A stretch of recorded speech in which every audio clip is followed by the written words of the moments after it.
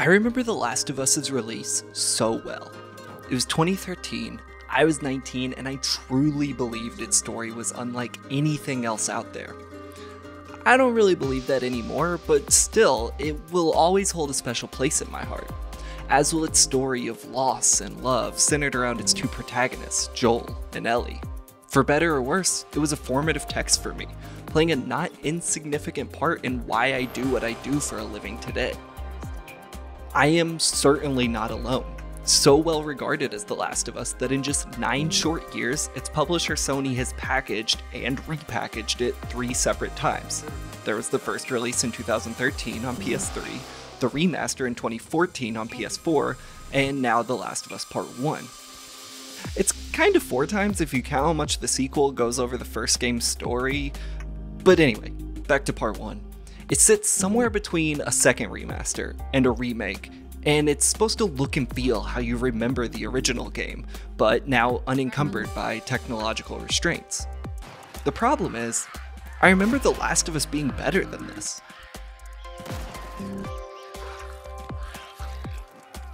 For the uninitiated, The Last of Us imagined a wholly unbelievable world where people wear masks to protect themselves and others from a deadly and highly contagious disease. Imagine if you will. In 2013, a cordyceps virus took down civilization as we know it, leaving the world run by military states, gangs of scavengers, and infected, which are zombies and everything but name. We follow Joel, stuck somewhere in the middle of all 3, who must transport a teenage girl, Ellie, across the country as a favor. As it so happens, Ellie is immune to the virus and potentially the key to saving humanity. Along the way, the two might just form an unbreakable bond over the murder and trauma they'll endure together. It's beautiful. Part 1 is undeniably gorgeous, especially compared to the original, packing all the visual fidelity you'd expect from a multi-million-dollar video game in 2022. There's a novelty to seeing environments burned into my memory for the last 9 years, more stunning than ever before. Especially during daytime levels, seeing the lush, bright greens of nature reclaiming cities, neighborhoods, and the buildings therein consistently looks fantastic.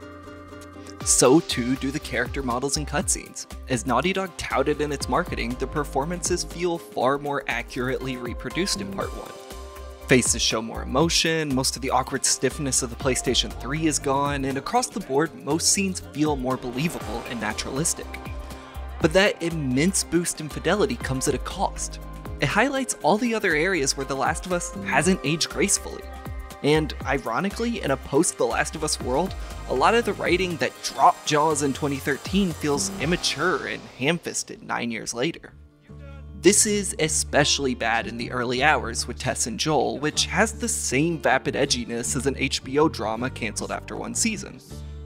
The violence might be hard to watch, and that might be the point, but nearly a decade removed, that point feels as shallow as a shower. I get that the world is dangerous. I don't need to watch my protagonist break a man's elbow before his friend shoots him in the face to understand that fact. I think violence can be a powerful storytelling tool, but more often than not, the violence here acts as a mere shock rather than an effective narrative device.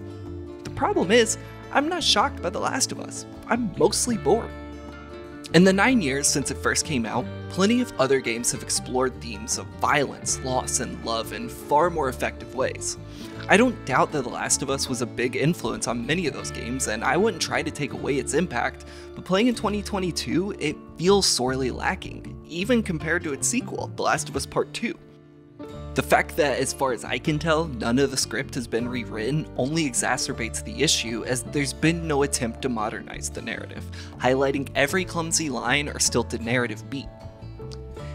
In many cases, the story washed over me. I felt far less for its characters than I anticipated, especially Joel, who is written ostensibly as a man hardened by the world around him, callous and trained to not show emotions, and that's fine, a story like that can work, but this time I found him needlessly cruel to characters who don't deserve it, such as Ellie, a literal child. There's being cold and there's being a jerk, and unfortunately The Last of Us trips over that line repeatedly. Again, maybe that's the point, but it doesn't make it a good point. The saving grace of this whole thing, however, is Ellie. When she's the focus, story beats often land, and I found that Left Behind, released initially as a 2-hour DLC in 2014 but packaged here with the main game, was far better than I remembered. With Ellie and her blossoming love with her friend Riley at the center, I found the short chapter moving far more than I did the 10 or more hours trekking around as Joel.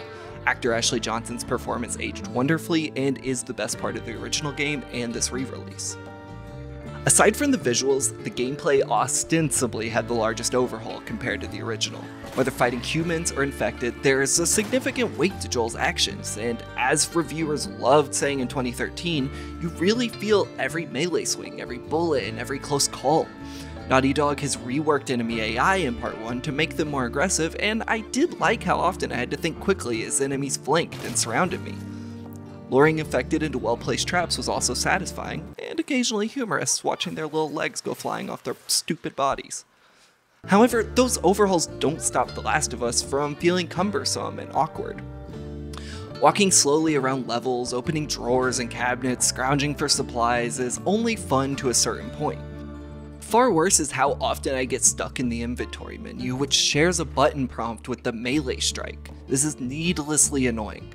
I'd often need to quickly come out of the inventory to melee an enemy that'd run up on me, oftentimes from behind, which I couldn't see, but since the square button is both melee and the inventory switch weapon prompt, I get stuck in this never-ending loop, waiting for the inventory to close while taking damage. It got under my skin, to no end.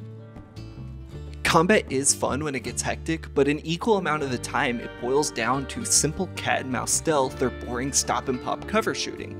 When it works, and I enjoyed the tense moments running from enemies before turning the tides, but when it doesn't work, it only highlights how outdated a lot of the gameplay is. Even if there are several gameplay improvements, mostly hidden from the player. In the moments where you play as Ellie, her increased mobility alleviates some of these issues.